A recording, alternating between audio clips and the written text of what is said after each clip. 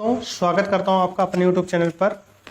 आज के इस सेशन से हम एक नई चीज़ें स्टार्ट करेंगे और वो है कि आपको 15-15 क्वेश्चन का डेली हाथ से तैयार किए गए क्वेश्चंस आपको दिए जाएंगे, जो कि एकदम नए तरीके के होंगे और आप उनका प्रैक्टिस करते रहिए, क्योंकि जितने भी बुक थी लगभग किताबों का हमने यहाँ पर आपको प्रैक्टिस करवा दिया है।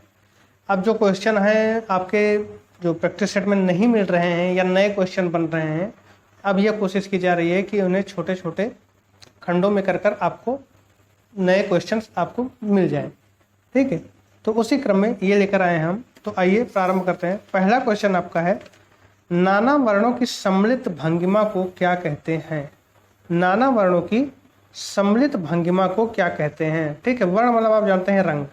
तो जहाँ रंग की बात होती है, हमें बताना है कि उन रंगों की जो सम्मिलित यानी मिलाकर जो भंगिमा तैयार होती है उसे क्या कहते हैं। ऑप्शन ए आपको दिया गया है वर्णिका भंग, ऑप्शन बी आपको दिया गया है रूप भेद, ऑप्शन सी आपको दिया गया है प्रमाण और ऑप्शन डी आपको दिया गया है इनमें से कोई नहीं। तो नाना वर्णों यानी नाना रंगों की जो भंगिमा होती है सम्मिलित, तो जहाँ रंग की बात होगी वहाँ वर्णिका भंग का प्रयोग होगा। ऑप्शन ए इसका राइट आंसर हो जाएगा। ठीक है, ऑप्शन ए इसका क्या हो जाएगा? राइट आंसर हो जाएगा, क्योंकि वर्णिका भंग क्या है? नाना वर्णों की सम्मिलित भंगिमा को हम क्या कहते हैं? वर्णिका भंग कहते हैं। बढ़ते हैं अगले प्रश्न की ओर। पोत कितने प्रकार के होते हैं? ठीक है, यहाँ आपको बताना है कि पोत कितने प्रकार के होते हैं। ठीक, पोत क्या है? तो पोत एक धरातलीय गुण होता है। क्या होता है? धरातलीय गुण होता है। पोत क्या होता है? ये धरातल का गुण होता है। ठीक है, कि हम जब स्पर्श करते हैं तो हमें वहां से पता चलता है। ठीक, तो ये कितने प्रकार का होता है? विकल्प ए आपको दिया गया है 3, विकल्प बी आपको दिया गया है 4, विकल्प सी आपको दिया गया है 5 और विकल्प डी आपको दिया गया है इनमें से कोई नहीं। यानी एक विकल्प आपको 4 दिया गया है, एक विकल्प आपको 3 दिया गया है, एक विकल्प आपको 5 दिया गया है और विकल्प डी कह रहा है कि इनमें से कोई नहीं। तो जो पोत के प्रकार होते हैं, वो पोत के प्रकार कितने होते हैं? 3 प्रकार होते हैं। आप सभी को पता होगा कि पोत कितने प्रकार के होते हैं? 3 प्रकार के होते हैं। कौन कौन से? एक होता है प्राकृतिक पोत, प्राकृतिक पोत, एक होता है आपका अनुकृत पोत, ठीक है, और एक होता है आपका सृजित पोत। ठीक, तो ये क्या होते हैं? पोत के प्रकार होते हैं। और पोत कितने प्रकार का होता है? 3 प्रकार का होता है। बढ़ते हैं अगले प्रश्न की ओर। प्लेटो ने आकृति के कितने भेद किए हैं? ठीक है, प्लेटो ने आकृति के कितने भेद किए हैं? 2 किए हैं कि 5 किए हैं कि 3 किए हैं कि 4 किए हैं? आपको बताना है प्लेटो ने आकृति के कितने भेद किए हैं। तो प्लेटो ने आकृति के कितने भेद किए हैं? 3 भेद किए हैं। ऑप्शन बी इसका राइट आंसर हो जाएगा। कौन कौन से 3 भेद हैं? आदर्श है, वास्तविक है और अनुकृति है। ठीक है, आदर्श, वास्तविक और अनुकृति जो है वो क्या है? आकृति के भेद हैं। ठीक, बढ़ते हैं अगले प्रश्न की ओर। जब आकार परिवर्तित और सरलीकृत होते हैं, क्या है क्वेश्चन? जब आकार परिवर्तित और सरलीकृत होते हैं तो उसे क्या कहते हैं? अमूर्त अंकन कहते हैं, जो कि विकल्प ए आपको दिया गया है। अमूर्त अंकन कि त्रिआयामी कहते हैं कि अनुअंकन कहते हैं कि अंकन कहते हैं। ठीक है, तो जब आकार परिवर्तित और सरलीकृत होता है तो उसे हम अनुअंकन कहते हैं। ऑप्शन सी इसका राइट आंसर हो जाएगा। ठीक है, अगले प्रश्न की ओर बढ़ते हैं।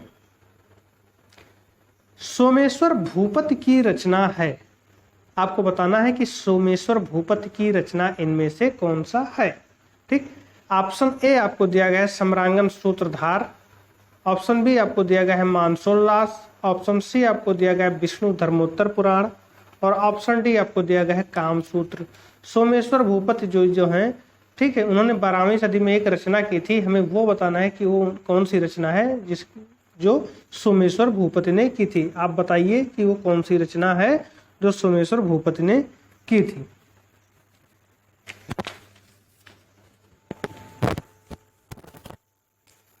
तो इसका राइट आंसर क्या हो जाएगा आपका? मानसोल्लास। मानसोल्लास किसकी रचना है? तो सोमेश्वर भूपति की। अगर हम सम्रांगण सूत्रधार की बात करते हैं तो सम्रांगण सूत्रधार जो है वो आपकी किसकी रचना है? राजा भोज की रचना है। किसकी रचना है? भोज की रचना है। ठीक है, कामसूत्र आप जानते हैं वात्स्यायन की रचना है। ठीक, और विष्णु धर्मोत्तर पुराण को आपको कमेंट बॉक्स में कमेंट करके बताना है ये किसकी रचना है। ठीक है, इसी में आपको 9 खंड मिलते हैं। ठीक,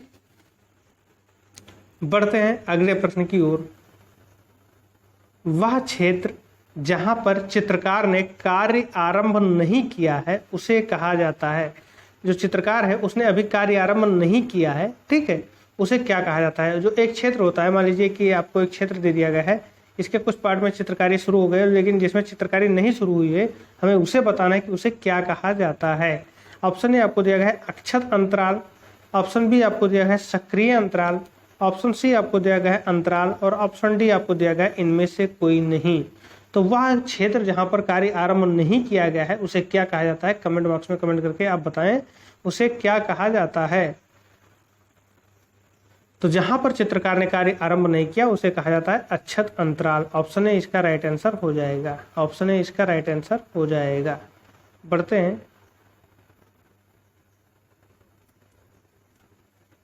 इसका आंसर क्या हो जाएगा, ऑप्शन ए। बढ़ते हैं नेक्स्ट क्वेश्चन की ओर। स्थिर मुख आकृति होती है, स्थिर मुख आकृति हमें बताना है कि स्थिर मुख आकृति होती है कैसी। ऑप्शन ए आपको दिया गया है वृत्ताकार, ऑप्शन बी आपको दिया गया है अंडाकार, ऑप्शन सी आपको दिया गया है पान की आकृति जैसा और ऑप्शन डी आपको दिया गया है इनमें से कोई नहीं। तो स्थिर मुख की जो आकृति होती है वो कैसी होती है, वृत्ताकार होती है। ऑप्शन ए इसका राइट आंसर हो जाएगा। आप सभी लोग बताएं कि क्या होता तो इस और वृत्ताकार क्या प्रदर्शित करती है, तो स्थिर मुख को प्रदर्शित करती है। ठीक, आपको बताना है ये आंसर सही है या गलत है। ठीक है, तो स्थिर मुख को प्रदर्शित करने वाला वृत्ताकार आपका गलत आंसर है। आपका सही आंसर हो जाएगा अंडाकार। ठीक है, अंडाकार जो होता है वो आपका स्थिर मुख को प्रदर्शित करती है। ऑप्शन बी इसका राइट आंसर हो जाएगा। ठीक है, बढ़ते हैं नेक्स्ट क्वेश्चन की ओर। कला मर्मज्ञों ने अंतराल को कौन सा स्थान दिया है। ठीक है, कला मर्मज्ञों ने अंतराल को कौन सा स्थान दिया है। ऑप्शन ए आपको दिया गया है प्रथम, ऑप्शन बी आपको दिया गया है अंतिम, ऑप्शन सी आपको दिया गया है मध्य और ऑप्शन डी है इनमें से कोई नहीं। तो कला मर्मज्ञों ने अंतराल को जो स्थान दिया है वो आपका अंतिम स्थान है। ऑप्शन बी इसका राइट आंसर हो जाएगा।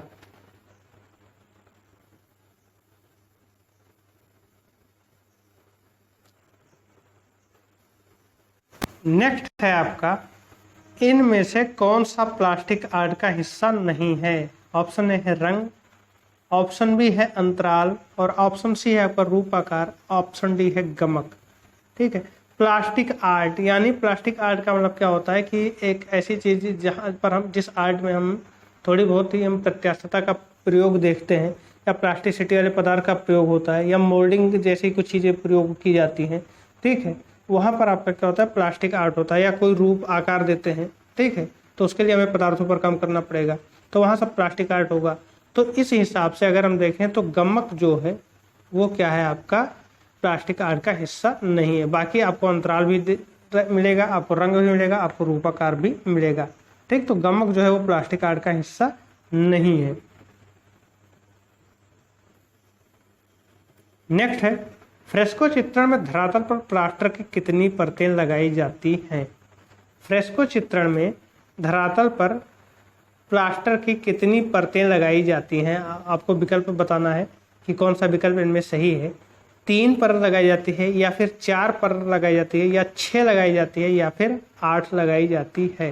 कितनी परत लगाई जाती है, तो फ्रेस्को चित्रण में 3 परतों का प्रयोग किया जाता है, 3 परतें लगाई जाती हैं। ऑप्शन ए इसका राइट आंसर हो जाएगा। ठीक है, बढ़ते हैं नेक्स्ट क्वेश्चन की ओर। स्वर्णिम सिद्धांत के अनुसार कागज पर चित्र को किस अनुपात में रखा जाता है। ठीक है, स्वर्णिम सिद्धांत क्या है, तो स्वर्णिम सिद्धांत यूनानी कलाकारों के द्वारा दिया गया एक सिद्धांत है। उसके अनुसार जो कागज पर चित्र है उसे किस अनुपात में रखा जाता है, तो ये आपका 2:3 में रखा जाता है। ठीक है, 2:3 में रखा जाता है। स्वर्णिम सिद्धांत के अनुसार किस अनुपात में रखा जाता है, तो 2:3 में रखा जाता है।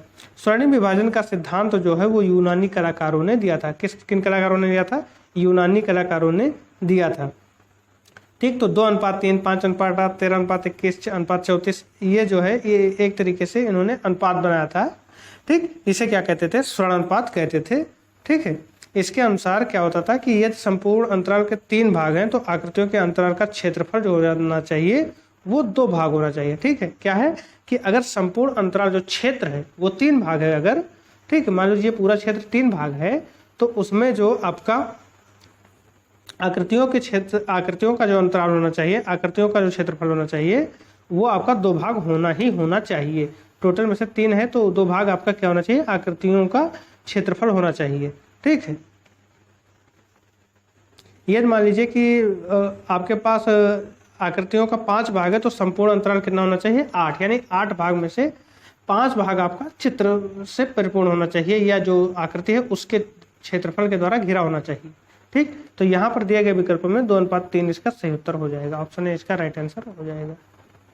नेक्स्ट है, स्वर्णिम विभाजन का सिद्धांत किन कलाकारों ने दिया था, या कह दीजिए कि कहाँ के कलाकारों ने दिया था। विकल्प आपको दिया गया भारतीय, यूरोपियन, अमेरिकन या फिर यूनानी। तो स्वर्णिम विभाजन का जो सिद्धांत दिया गया था वो कहाँ के कलाकारों के द्वारा दिया गया था, तो यूनानी कलाकारों के द्वारा दिया गया था। ऑप्शन डी यहाँ पर राइट आंसर हो जाएगा। नेक्स्ट है, अंतराल में गहराई दर्शाने पर क्या प्रदर्शित होता है। आपके पास एक क्षेत्र दे दिया जाता है, ठीक है, एक क्षेत्र दे दिया जाता है। अब इस क्षेत्र में हमें गहराई अगर दिखाते हैं तो वहां पर क्या प्रदर्शित होता है। विकल्प आपको दिया गया है परिप्रेक्ष्य, धुंधलापन, अस्पष्टता या फिर पोत। तो पोत आप जानते हैं किसका गुण है, धरातल का गुण होता है।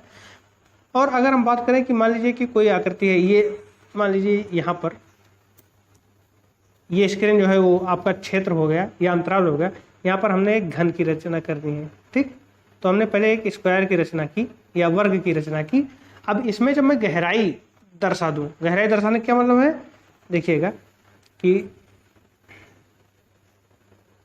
अगर मैं इसमें गहराई दर्शा देता हूँ, ये देखिए रेड कलर से मैंने इसमें गहराई दर्शा दी, ठीक, त्रिआयामी आकृति उत्पन्न कर रहा हूँ, त्रिआयामी आकृति का प्रभाव मैं उत्पन्न कर रहा हूँ।